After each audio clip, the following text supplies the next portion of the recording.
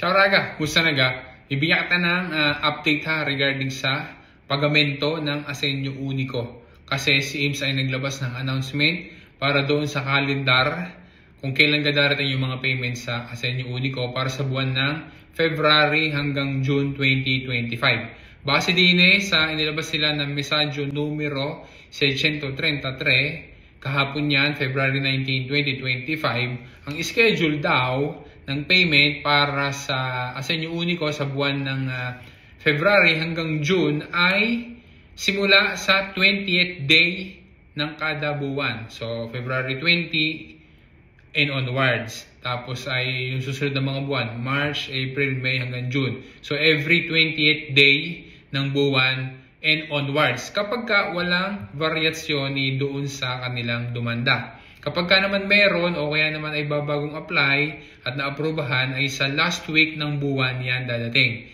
So, ganun pa rin gagawin para sigurado kang makita mo, ma-check mong maigi yung iyong pagamento, yung schedule, kung magkano, ay di maglalagin sa sito ni IMS gamit ang iyong SPID, CA or CNS. Kapag nakapag-login na, pupunta ka doon sa iyong fascicolo previdenziale del cittadino. Tapos ay punta ka doon sa prestazioni, tapos ay pagamenti. And then i-click mo yung Asenyo Unico. So makikita mo doon yung eksaktong schedule ng iyong payment at saka kung magkano. Kagaya ng example na are. So ang schedule ay February 24, 2025.